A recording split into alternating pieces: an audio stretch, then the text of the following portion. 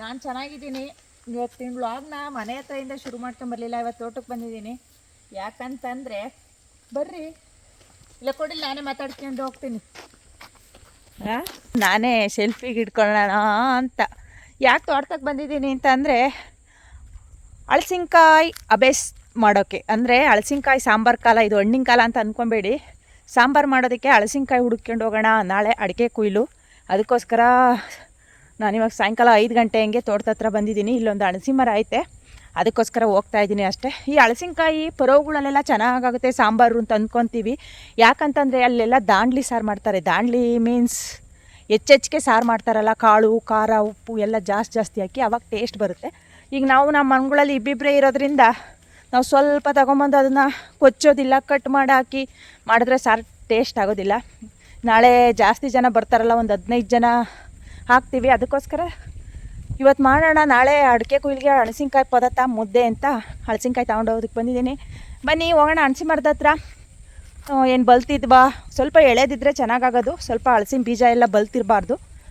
ತಗೊಂಡೋಗಿ ಸಾಂಬಾರು ನಾಳೆ ಮಾಡ್ತೀನಿ. ಎಲ್ಲದನ್ನು ಕೂಡ ಶೇರ್ ಮಾಡ್ತೀನಿ. ಅದಕ್ಕೂ ಮುಂಚೆ ಯಾರೆಲ್ಲ ನನ್ನ ಯೂಟ್ಯೂಬ್ ಚಾನಲ್ ನೋಡ್ತೀರಾ, ಪ್ಲೀಸ್ ಸಬ್ಸ್ಕ್ರೈಬ್ ಆಗಿ.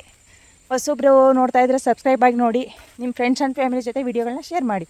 ಲೆಟ್ಸ್ ಗೋ ವಿತ್ ಹಳಸಿನ್ಕಾಯಿ ಕಿತ್ಕೊಂಬರೋಕ್ಕೆ. ಏನು ಎಟಕ್ತಾವೇನ್ರಿ ಹಳಸಿನ್ಕಾಯಿ? ಕಾಣಿಸ್ತಲೇ ಇಲ್ಲ. ಮರ ತೋರಿಸಿದ್ರು ನನಗೆ ಫಸ್ಟ್ ಕಾಣಿಸ್ತಾ ಇಲ್ಲ ಅಂದರು. ಅಯ್ಯೋ ತೋರಿಸ್ತೀನಿ ತಡಿಯಪ್ಪ. ಈಗ ಮರವ ಇದೇ ಹಿಂಗಾಗೈತಿ ಐತಿ ಮರ. ಹಾಂ, ಅಯ್ಯೋ ಇದೇ ಮರ. ಇದೇನು ಒಂದೇ ಒಂದೈತೆ. ಇದು ಹಣಸಿನ್ಕಾಯಿ ಆಗಲ್ಲ ಕಣ್ರಿ. ಹಾಂ, ಒಂದೇ ಒಂದೈತೆ. ಒಂದೇ ಒಂದೈತಲ್ಲ ಒಂದು ಮರಕ್ಕೆ. ಈಗ ಅದು ದಪ್ಪ ಆಗಿಲ್ವಾ, ಬಲ್ತಿಲ್ವಾ? ಈಗ ಅದು ಆಗುತ್ತಾ? ಅಯ್ಯೋ ಸಾಕು, ಬಲ್ತೈತೆ ಹೆಂಗೆ ಅಂತ. ಹಾಂ, ಕಿತ್ಕ. ಈಗ ಇನ್ನೊಂದು ಬೇಕು ಅಂದರೆ ಅಲ್ಲಲ್ತಂಗೆ ಹೇಳಿ ಕೊಡ್ತಾಳೆ. ಅದನ್ನು ಈಗ ಹೋಗಿ ಇಸ್ಕೊಂಬರ್ಬೇಕಾಗತ್ತೆ. ಹಾಂ, ಈಗ ಅದು ಬಲ್ತಿದ್ರು ಬೇಡ. ಹ್ಞೂ, ಹೋಗು. ಆ ಕಡೆಯಿಂದ ಹತ್ತು ಪಾಪ, ಚಪ್ಪಲಿ ಜಾರುತ್ತೆ, ಬರೇ ಕಾಲಾದ್ರೂ ಗ್ರಿಪ್ ಚೆನ್ನಾಗಿರುತ್ತೆ. ನಮ್ಮನೆಯವರಾಗಲಿ ನಾನಾಗಲಿ ಮಾಡೋ ಎಡ್ವರ್ಟ್ಗಳೆಲ್ಲ ಇಷ್ಟೇ. ಮರ ಹತ್ತಬೇಕಾದ್ರೆ ವಿಡಿಯೋನೇ ಅವರು ಆನ್ ಮಾಡಿಲ್ಲ, ವಿಡಿಯೋ ಮಾತ್ರ ಕ್ಯಾಪ್ಚರ್ ಮಾಡ್ತಾ ಇದ್ದಾರೆ. ನಾನು ಕೇಳಿದ್ದೀನಿ ಕ್ಯಾಪ್ಚರ್ ಮಾಡ್ತಾ ಇದ್ದೀರಾ ಅಂತ. ಹ್ಞೂ ಅಂತ ಅಂದರು, ಆದರೆ ಆನ್ ಬಟನ್ನೇ ಒತ್ತಿರಲಿಲ್ಲ. ಅದರಿಂದ ಹಳಸಿನ್ಕಾಯಿ ಕಿತ್ತಿದ್ದು ಹಾಗೆ ಮರ ಇಳಿದು ಬಂದಿದ್ದು ಅಷ್ಟೇ ಸಿಕ್ತು. ಅಷ್ಟು ಕಷ್ಟಪಟ್ಟು ಮರ ಹತ್ತಿದ್ರು ಕೂಡ ಸಖತ್ತಾಗಿರ್ತಕ್ಕಂಥ ವಿಡಿಯೋ ಏನು ಸಿಗಲಿಲ್ಲ. ನಾನು ಹತ್ತಿದ ಬೈಕೆ ಏನೇನೆಲ್ಲ ಮಾತಾಡಬೇಕು ಅಂತಿದ್ದೆ, ಅದು ಯಾವುದನ್ನು ಕೂಡ ಮಾತಾಡಲೂ ಇಲ್ಲ ಕೂಡ. ಈಗ ಫೈನಲ್ಲಾಗಿ ಒಂದು ಹಳಸಿನ್ಕಾಯಿ ಕಿತ್ಕೊಂಡು ಕೆಳಗಡೆ ಇಳಿತಾ ಇದ್ದೀನಿ. ಇವತ್ತು ಫುಲ್ ಡೀಟೇಲಾಗಿ ಹಳಸಿನ್ಕಾಯಿ ಸಾಂಬಾರು ಹೇಗಾಯಿತು ಅಂತ ನಿಮ್ಮ ಜೊತೆ ಶೇರ್ ಮಾಡ್ತೀನಿ. ಬನ್ನಿ ಹೋಗೋಣ.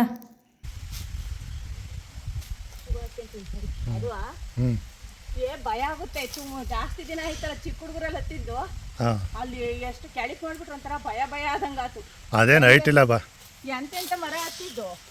ಅಲ್ಲೇ ಜಾಸ್ತಿ ವರ್ಷ ಆಗಿತ್ತೆ, ಸಖತ್ತಾಗಿ ಎದ್ರಿಕಾತು. ಮಾತಾಡಕ್ಕೆ ಆಗ್ಲಿಲ್ಲ. ಮರದ ಮೇಲೆ ಮಾತಾಡೋಣ ಅನ್ಕೊಂಡು ಹೋಗಿದ್ದೆ, ಮಾತಾಡಕ್ಕಾಗಲ್ಲ. ಫೈನಲಿ ಹಳಸಿನ್ಕಾಯಿ ನಾನೇ ಕಿತ್ತೈತ್. ನಾನು ಚಿಕ್ಕ ಹುಡುಗರಲ್ಲಿ ಸಖತ್ ಮರ ಹತ್ತಿದ್ವಿ. ಆದರೆ ಹತ್ತಿ ಅಲ್ಲೇ ಆಲ್ರೆಡಿ ಊರಿಗೆ ಹೋದಾಗ ಹಂಗೂ ಹಿಂಗೆ ಹತ್ತುತ್ತಾ ಇರ್ತೀವಿ. ಇವಾಗಲೂ ಇಲ್ಲಿ ಹತ್ತಿರಲಿಲ್ಲ, ಇದೇ ಫಸ್ಟ್ ಟೈಮ್ ಈ ಊರಲ್ಲಿ ಮರ ಹತ್ತಿದ್ದು. ಫೈನಲಾಗಿ ಒಂದು ಹಳಸಿನ್ಕಾಯಿ ತಗೊಂಡಿದ್ದೀನಿ. ಚೆನ್ನಾಗಿ ಅಂದರೆ ಬಲ್ತಿಲ್ಲ.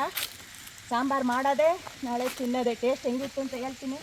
ಬನ್ನಿ ಹೋಗೋಣ ಇವಾಗ. ನಾನು ಹಳಸಿನ್ಕಾಯಿ ಕಿತ್ಕೊಂಡು ಕೆಳಗಡೆ ಬಂದು ನಮ್ಮನೆಯವ್ರ ಚಿಕ್ಕಪ್ಪವರಲ್ಲಿ ವೀಳ್ಯದೆಲೆ ಬಳ್ಳಿನೂ ಕೂಡ ಇದೆ. ನಾಳೆ ಕೆಲಸದವ್ರಿಗೆ ವೀಳ್ಯದೆಲೆನೂ ಕೂಡ ಕಿತ್ಕೊಂಡು ಹೋಗ್ಬೇಕು ಅಂತೇಳಿ ಅವ್ರ ಮನೆ ಹತ್ರ ಬಂದ್ವಿ.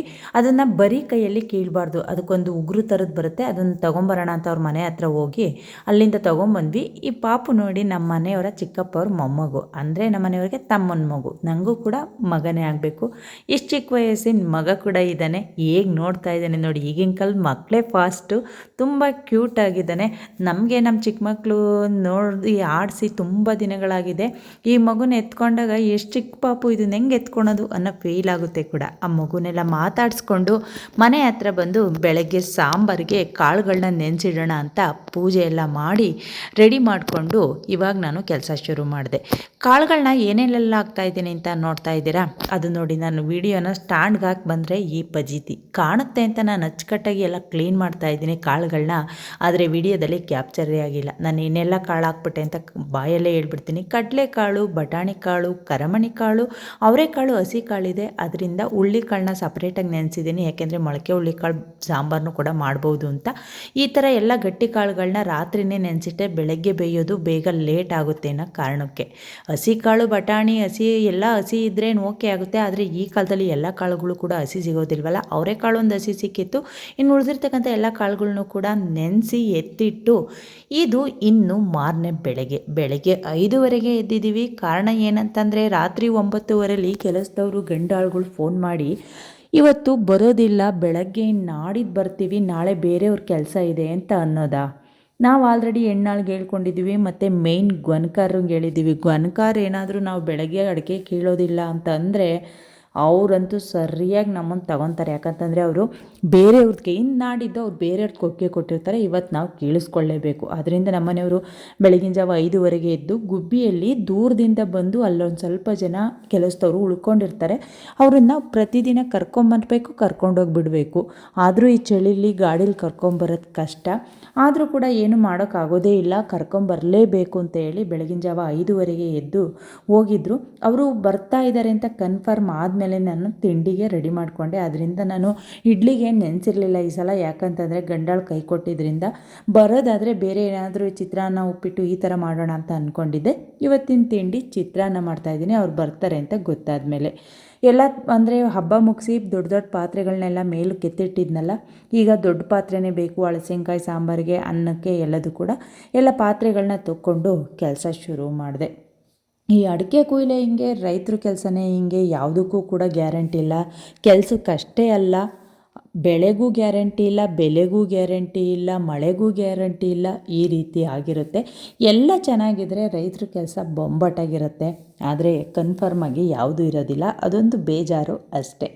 ಈಗ ಫೈನಲಾಗಿ ನಾನು ಎಲ್ಲದಕ್ಕೂ ಕೂಡ ರೆಡಿ ಮಾಡಿಕೊಂಡೆ, ಅಂದರೆ ತಿಂಡಿಗೆ ಮಾತ್ರ, ಮತ್ತು ಸಾಂಬಾರಿಗೂ ಕೂಡ ಕಾಳುಗಳನ್ನೆಲ್ಲ ಮೊಳಕೆ ಕಟ್ಟಿರ್ಸಿದ್ನಲ್ಲ ಅವು ಕೂಡ ಮೊಳಕೆ ಬಂದಿದ್ವು. ಇನ್ನೂ ಸಾಂಬಾರು ಮಾಡೋದು ಲೇಟು, ಇನ್ನೂ ಒಂದು ಸ್ವಲ್ಪ ಹೊತ್ತು ಹಾಗೇ ಇರಲಿ, ಸ್ವಲ್ಪ ಕುರ್ಮೊಳಕೆ ಬಂದರೆ ಚೆನ್ನಾಗಿರುತ್ತೆ ಟೇಸ್ಟ್ ಅಂತ. ಫೈನಲಾಗಿ ಇವಾಗ ಚಿತ್ರಾನ್ನ ಹಾಕ್ತಾಯಿದ್ದೆ. ಎಷ್ಟು ಜನ ಕೆಲಸದವ್ರು ಬರ್ತಾರೆ ಅಂತ ನನಗೂ ಕೂಡ ಇನ್ನೂ ಕನ್ಫರ್ಮ್ ಇಲ್ಲ. ನಮ್ಮನೆಯವ್ರನ್ನ ಫೋನ್ ಮಾಡಿ ಕೇಳಿ ನಾನಿವಾಗ ಅನ್ನಕ್ಕೆ ದೊಡ್ಡ ಸ್ಟೌವಲ್ಲೇ ಇಡ್ತಾಯಿದ್ದೀನಿ. ಸ್ಟವ್ ಇನ್ನೂ ಹಬ್ಬ ಮುಗಿದ್ಮೇಲೆ ಎತ್ತಿಟ್ಟಿರಲಿಲ್ಲ, ಈಚೆ ಇತ್ತಲ್ಲ. ಇಷ್ಟು ದೊಡ್ಡ ಪಾತ್ರೆ ಇಡೋದ್ರಿಂದ ಈಚೆ ಆದರೆ ಬೇಗ ಆಗುತ್ತೆ, ಒಳಗಡೆ ಆದರೆ ಸ್ವಲ್ಪ ರಿಸ್ಕ್ ಆಗುತ್ತೆ, ಬೇಗ ಬೇಯೋದಿಲ್ಲ ಅನ್ನೋ ಕಾರಣಕ್ಕೆ ಸ್ಟವ್ನೇ ಹಚ್ಚಿ ಫಸ್ಟು ಅನ್ನಕ್ಕೆ ಇಡ್ತಾಯಿದ್ದೀನಿ. ಯಾಕಂತಂದರೆ ಮೊದಲು ತಿಂಡಿ ಕೊಟ್ಟರೆ ಸಾಂಬಾರಿಗಿನ್ನೂ ಟೈಮ್ ಇರುತ್ತೆ. ಇವತ್ತಿನ ತಿಂಡಿ ನಾನೇನು ತೊಗೊಂಡೋಗೋದು ಬೇಡ, ಇಡ್ಲಿ ಪಲ್ಯ ಚಟ್ನಿ ಆಗಿದ್ದರೆ ಬಡಿಸೋದಕ್ಕೆ ಕನ್ಫ್ಯೂಸ್ ಆಗೋದು.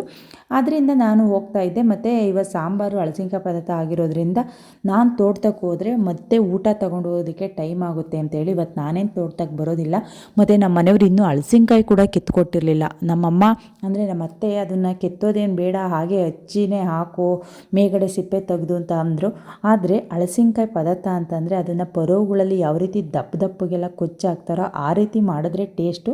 ಅದರಿಂದ ನಾನು ನಮ್ಮನೆಯವ್ರು ಬರ್ತಾರೆ ಅಂತ ವೆಯ್ಟ್ ಮಾಡ್ತಲೇ ಇದ್ದೀನಿ. ತಿಂಡಿ ತೊಗೊಂಡು ಹೋಗಿ ಬರ್ತಾರಲ್ಲ ಅವಾಗ ಒಂದು 10 ನಿಮಿಷ ಕೊಚ್ಕೊಡ್ರಿ ಅಂತ ಹೇಳೋಣ ಅಂತ. ನೋಡಿ ಈ ರೀತಿಯಾಗಿ ಅಲ್ಲಿಂದ ಒಂದು ತೊಗೊಂಬಂದರೂ ಕೂಡ ಇಲ್ಲಿ ಇನ್ನೊಂದು ಹತ್ರ ಹೋಗಿ 2 ಹಣಸಿನ್ಕಾಯಿನ ತೊಗೊಂಬಂದಿದ್ದಾರೆ. ಈ 3 ಹಣಸಿನ್ಕಾಯಿನ ಕೊಚ್ಚೋದ್ರೆ ಎಷ್ಟು ಸಾಂಬಾರು ಆಗ್ಬೋದು. ಸ್ವಲ್ಪ ಪಚಡಿಗಳೆಲ್ಲ ಜಾಸ್ತಿನೇ ಇರಲಿ ಅಂತಲೂ ಕೂಡ ಅಂದ್ಕೊಂಡಿದ್ದೀವಿ.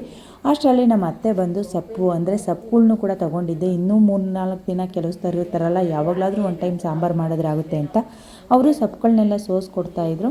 ಅಷ್ಟರಲ್ಲಿ ಅನ್ನ ಕೂಡ ಬೇಯಿತು. ಅನ್ನ ಬಸಿಯೋಣ ಅಂತ ಹೇಳಿ ಇವಾಗ ನಾನು ರೆಡಿ ಮಾಡಿಕೊಂಡು ಅನ್ನ ಕೂಡ ಬಸ್ತು ಇವಾಗ ಮತ್ತೆ ಸ್ಟವ್ ಮೇಲೆ ಇಡ್ತಾಯಿದ್ದೀನಿ. ನೋಡಿ ನಾನು ಮಾಡೋ ಅರ್ಜೆಂಟಲ್ಲಿ ಸ್ವಲ್ಪ ಅಕ್ಕಿ ಜಾಸ್ತಿ ಹಾಕ್ಬಿಟ್ಟೆ ಅನಿಸುತ್ತೆ, ಸ್ವಲ್ಪ ಅನ್ನ ಜಾಸ್ತಿ ಬೇಯ್ತಿತ್ತು. ಅದನ್ನು ಆಡ್ಕೊತಾಯಿದ್ರು ಗಣ್ಕರು. ಚಿತ್ರಾನ್ನ ಅಂದರೆ ಅನ್ನ ಅಂತ ಯಾವ ಸಲನೂ ಈ ರೀತಿ ಮಾಡ್ತಾ ಇರಲಿಲ್ಲ. ಈ ಸಲ ಸ್ವಲ್ಪ ಅನ್ನ ಬೆಂದಂಗಾಯಿತು. ಅದನ್ನು ಒಂದು ದೊಡ್ಡ ಪಾತ್ರೆಗೆ, ಅಂದರೆ ಒಂದು ಬ್ರೇಷನ್ಗೆ ಅದನ್ನು ಸ್ವಲ್ಪ ಆರ್ಕೊಳೋದಕ್ಕೆ ಬಿಟ್ಟು ಆಮೇಲೆ ಕಲಸೋಣ ಅಂತೇಳಿ ಅನ್ನನ ಇವಾಗ ಒಂದು ದೊಡ್ಡ ಪಾತ್ರೆಗೆ ಹಾಕ್ತಾಯಿದ್ದೀನಿ. ಹೆಣ್ಮಕ್ಳಿಗೆ ಒಂದೊಂದು ಸಲ ಈ ರೀತಿ ಹಾದೇ ಆಗುತ್ತೆ. ಯಾಕಂತಂದರೆ ಎಲ್ಲ ಕೆಲಸದಲ್ಲೂ ಯಾರೂ ಕೂಡ ಕನ್ಫರ್ಮ್ ಆಗಿ ನಾನು ಕರೆಕ್ಟಾಗಿ ಮಾಡ್ತೀನಿ ಆ ಥರ ಎಲ್ಲ ಮಾಡೋಕ್ಕಾಗೋದಿಲ್ಲ. ಈ ಥರ ಕೆಲಸಗಳನ್ನ ಮಾಡಬೇಕಾದ್ರೆ ಒಂದೊಂದು ಎಡವಟ್ಟಂತೂ ಖಂಡಿತ. ಈ ಸಲ ಅನ್ನ ಸ್ವಲ್ಪ ಮೆತ್ತಗಾಗಿದೆ ಅಷ್ಟೇ, ಏನೂ ಆಗಿರಲಿಲ್ಲ. ಟೇಸ್ಟ್ ವೈಸ್ ಎಲ್ಲ ತುಂಬ ಚೆನ್ನಾಗಿತ್ತು ಚಿತ್ರಾನ್ನ ಅಂತ ಬೇರೆಯವರೆಲ್ಲ ಹೇಳಿದ್ರು. ಅವರು ಸ್ವಲ್ಪ ತಮಾಷೆ ಮಾಡೋದಕ್ಕೆ ಗೊನಕಾರ ಆ ಥರ ಹೇಳ್ತಾಯಿದ್ರು. ಪ್ರತಿ ಸಲ ಇಡ್ಲಿ ಮಾಡ್ತಾಯಿದ್ನಲ್ಲ, ಅದಕ್ಕೆ ಅನ್ನ ಸ್ವಲ್ಪ ಮೆತ್ತಗಾಗಿದೆ ಅಂತ ಹೇಳಿ.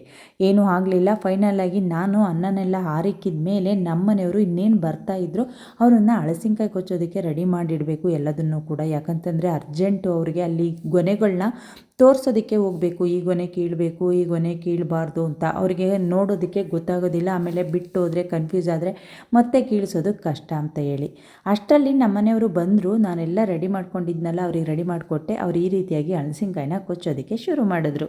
ಹಳಸಿನಕಾಯಿನ ಈ ರೀತಿ ಕೊಚ್ಚಿ ಮಾಡಿದ್ರೆ ಸಾಂಬಾರು ಚೆನ್ನಾಗಿರೋದು. ಅಂದರೆ ನೋಡಿ ಯಾವ ರೀತಿ ಐಡಿಯಾ ಮಾಡಿಕೊಂಡು ಹಳಸಿನಕಾಯಿನ ಕೊಚ್ತಾ ಇದ್ದಾರೆ ಅಂತ. ಮೇಲ್ಗಡೆ ಸಿಪ್ಪೆ ಎಲ್ಲ ಈ ರೀತಿಯಾಗಿ ತೆಗಿಬೇಕು. ಅದಾದಮೇಲೆ ಹಳಸಿನಕಾಯಿನ ಕೊಚ್ಚಬೇಕು. ಹಳಸಿನಕಾಯಿ ಕೊಚ್ಚಿ ಮಾಡಿದ್ರೆ ಟೇಸ್ಟು ಯಾವ್ಯಾವ ಕಡೆ ಎಲ್ಲ ಹಳಸಿನಕಾಯಿ ಸಿಗುತ್ತೆ, ಈ ಸಾಂಬಾರನ್ನ ಯಾವ್ಯಾವ ಊರ ಕಡೆ ಮಾಡ್ತಾರೆ. ಖಂಡಿತವಾಗ್ಲೂ ತುಂಬ ಜನ ನನ್ನ ಇನ್ಸ್ಟಾಗ್ರಾಮಲ್ಲಿ ಈ ವಿಡಿಯೋನ ಇವತ್ತಿನ ವ್ಲಾಗ್ನ ಹಾಕಿದಾಗ ಅಕ್ಕ ರೆಸಿಪಿ ಶೇರ್ ಮಾಡಿ, ಪ್ಲೀಸ್ ರೆಸಿಪಿ ಶೇರ್ ಮಾಡಿ ಅಂತ ಸಾಕಷ್ಟು ಜನ ಕಮೆಂಟ್ ಮಾಡ್ತಾ ಇದ್ದೀರಾ. ತುಂಬ ಜನ ಕಮೆಂಟ್ ಆ್ಯಂಡ್ DM ಮಾಡ್ತಾಯಿದ್ದೀರಾ. ಖಂಡಿತವಾಗ್ಲೂ ಈ ಅಡಿಕೆ ಕುಯ್ಲಿನ ವ್ಲಾಗ್ಗಳೆಲ್ಲ ಮುಗಿದ ಮೇಲೆ ನಾನು ರೆಸಿಪಿಗಳನ್ನ, ಅಂದರೆ ನಾನು ಮಾಡಿರ್ತಕ್ಕಂಥ ಇಲ್ಲಿ ಸಾಂಬಾರಾಗಲಿ ಚಟ್ನಿ ಆಗಲಿ ಎಲ್ಲ ರೆಸಿಪಿಗಳನ್ನೂ ಕೂಡ ನಿಮ್ಮ ಜೊತೆ ಖಂಡಿತವಾಗ್ಲೂ ಒಂದಾದ್ಮೇಲೆ ಒಂದನ್ನು ಶೇರ್ ಮಾಡ್ಕೊತೀನಿ.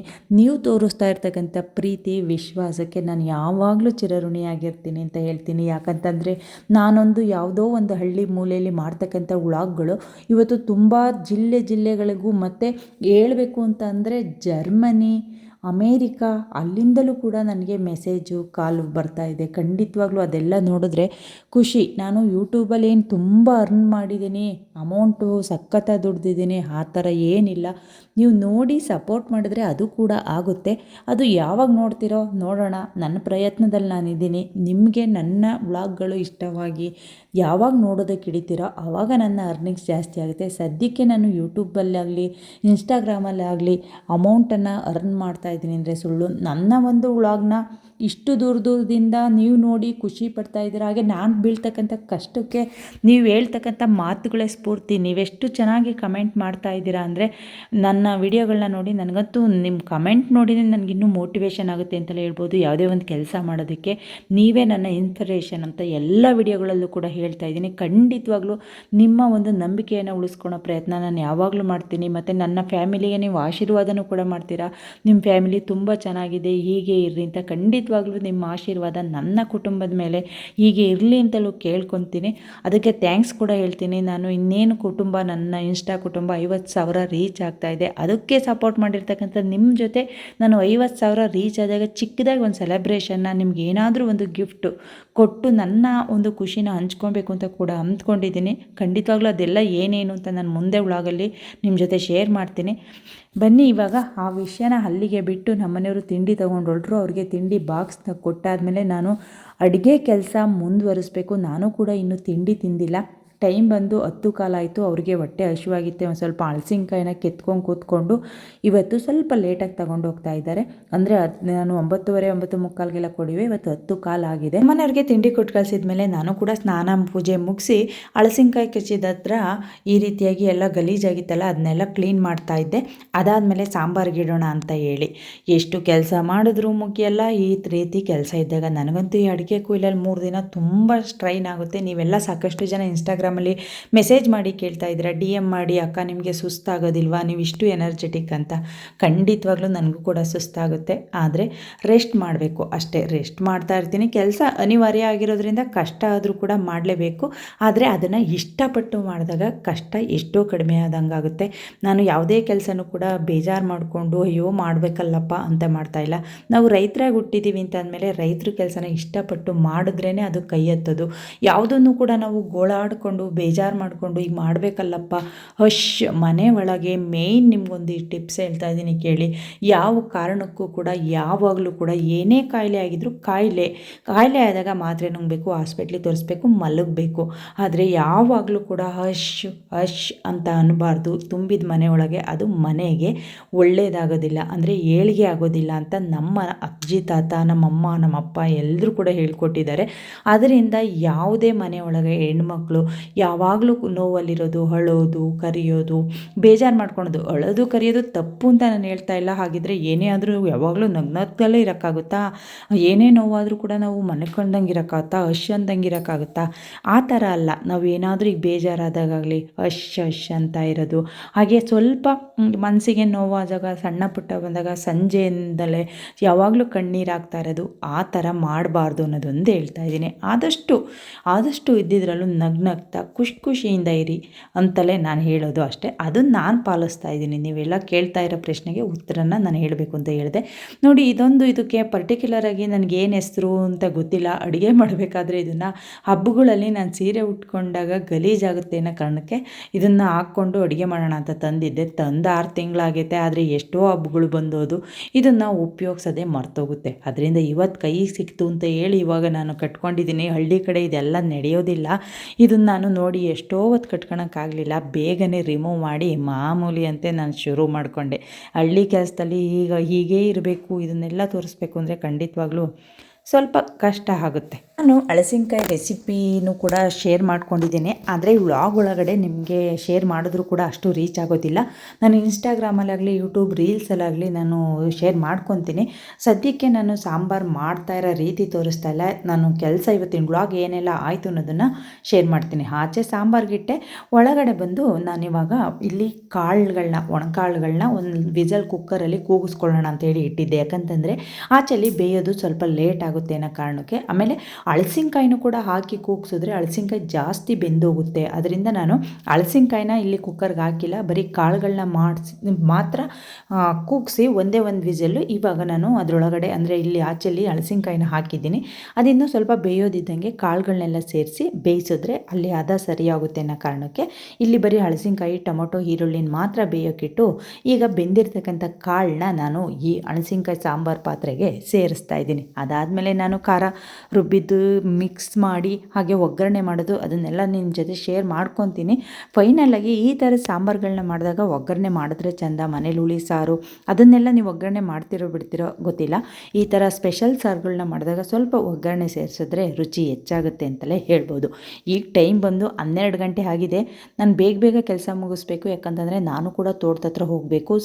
ಊಟ ಎಲ್ಲ ತುಂಬಿಕೊಂಡು ನಮ್ಮನೆಯವರು ಮುದ್ದೆ ಆ ಥರದನ್ನೆಲ್ಲ ಇಡೋದಿಲ್ಲ. ಏನೋ ಒಂದು ತಿಂಡಿ ಆ ಥರ ಕೊಟ್ಟು ಕಳಿಸಿದಾಗ ಇಟ್ಬಿಟ್ರು. ಮುದ್ದೆ, ಸಾರು, ಅನ್ನ, ಮಜ್ಜಿಗೆ ಈ ರೀತಿ ಎಲ್ಲ ಅವ್ರಿಗೂ ಕೂಡ ಇಡೋದು ಕಷ್ಟ ಆಗುತ್ತೆ. ಆಮೇಲೆ ನಾನು ಕೂಡ ತೋಟದ ಹತ್ರ ಹೋಗಬೇಕು. ಕೆಲಸದವರು ಅಂದ್ಕೊಂಡಷ್ಟು ಜನ ಬಂದಿಲ್ಲ, ಕೆಲಸ ಇನ್ನೂ ಉಳ್ಕೊಳುತ್ತೆ. ನಾನು ಒಬ್ಬಳು ಹೋದರೆ ಏನಾದರೂ ಹೆಲ್ಪ್ ಆಗ್ಬೋದು ಅನ್ನೋ ಕಾರಣಕ್ಕೆ ಬೇಗ ಅಡುಗೆ ಮಾಡಿಕೊಂಡು ರೆಡಿಯಾಗಿ ಹೊರಡ್ತೀನಿ. ಫೈನಲಾಗಿ ಸಾಂಬಾರು ರೆಡಿ ಆಯಿತು. ಅಂದರೆ ಖಾರನ ಅಂದರೆ ಮಸಾಲೆನ ಈಗ ಹಾಕ್ತಾಯಿದ್ದೀನಿ. ಮೊದಲೆಲ್ಲ ನಾನು ಒಲೆಲೂ ಕೂಡ ಹಣಸಿನ್ಕಾಯಿ ಪದಾರ್ಥ ಮಾಡಿದ್ದೀನಿ, ಆದರೆ ಇತ್ತೀಚಿನ ದಿನಗಳಲ್ಲಿ ಒಲೆಗಳಿಲ್ಲ. ನಾನಂತೂ ಫೈನಲಾಗಿ ಮನೆ ಕಟ್ಟಿಸ್ಬೇಕಾದ್ರೆ ಎಷ್ಟೋ ಪ್ರಯತ್ನ ಪಟ್ಟೆ. ಆಚೆ ಒಂದು ಒಲೆ, ಅಡುಗೆ ಮಾಡೋ ಥರ ಒಲೆ ಹಾಕಿ ಹಳ್ಳಿ ವಾತಾವರಣ ಇರಲೇಬೇಕು ಅಂತ ನಮ್ಮನೆಯವರು ಒಪ್ಪಲಿಲ್ಲ. ಯಾಕಂತಂದರೆ ಅಷ್ಟಕ್ಕೂ ಕೂಡ ಖರ್ಚು ಬರುತ್ತೆ ಜಾಸ್ತಿ. ಈಗ ಆಚೆ ಒಂದು ಅಡುಗೆ ಮನೆ ಮಾಡಬೇಕು ಅಂದರೆ ಏನಿಲ್ಲ ಅಂದರೂ 1 ಲಕ್ಷದ ಮೇಲೆ ಖರ್ಚು ಬರುತ್ತೆ. ನಾವು ಉಪಯೋಗಿಸೋದು ಯಾವಾಗಲೂ ಒಂದು ಸಲ. ನೀನು ಒಳಗಡೆ ರೂಢಿ ಆದಮೇಲೆ ಈಚೆ ಮಾಡೋದು ಕಡಿಮೆ ಆಗುತ್ತೆ ಈ ರೀತಿ ಹೇಳಿದ್ರು. ಆದ್ದರಿಂದ ಆಚೆಲಿ ಅಡುಗೆ ಮನೆ ಮಾಡಲಿಲ್ಲ. ನಾನು ಈಗಲೂ ಕೂಡ ಆನ್ಲೈನಲ್ಲಿ ಸರ್ಚ್ ಮಾಡ್ತಾ ಇದ್ದೀನಿ. ಒಂದು ಅಸ್ತ್ರ ಒಲೆ ಅಂತ ಬರುತ್ತಲ್ಲ, ಚಿಕ್ಕ ಸೌದೆಗಳನ್ನ ಇಟ್ಟು ರೊಟ್ಟಿ ಹಾಕೋ ಥರನಾದರೂ ಇಟ್ಕೊಳ್ಳೋಣ ಅಂತ ನಾನು ಈ ಮುಂದಿನ ದಿನಗಳಲ್ಲಿ ಒಲೆ ತೊಗೊಂಡು ಅಡುಗೆ ಮಾಡಬೇಕು ಅಂತಲೂ ಕೂಡ ಅಂದ್ಕೊಂಡಿದ್ದೀನಿ. ನೋಡೋಣ, ಅದನ್ನು ಕೂಡ ಟ್ರೈ ಮಾಡ್ತೀನಿ. ಫೈನಲಾಗಿ ಇವಾಗ ಸಾಂಬಾರಾಯಿತು, ಒಗ್ಗರಣೆನೂ ಮಾಡಿದ್ದಾಯಿತು, ಕುದೀತಾ ಇದೆ. ಯಾವುದೇ ಸಾಂಬಾರಾದರೂ ಕೂಡ ಚೆನ್ನಾಗಿ ಕುದ್ರೇ ಟೇಸ್ಟ್ ಬರೋದು. ಟೇಸ್ಟ್ ಎಲ್ಲ ನೋಡಿ ಅದನ್ನ ಎತ್ತಿ ಇಟ್ಬಿಟ್ಟು ಇವಾಗ ಮುದ್ದೆ ಮಾಡೋಣ ಅಂತೇಳಿ ರೆಡಿ ಮಾಡ್ತಾಯಿದ್ದೀನಿ. ಮುದ್ದೆನೂ ಕೂಡ ಇದೇ ಸ್ಟವ್ ಮೇಲೆ ಮಾಡ್ತಾಯಿದ್ದೀನಿ.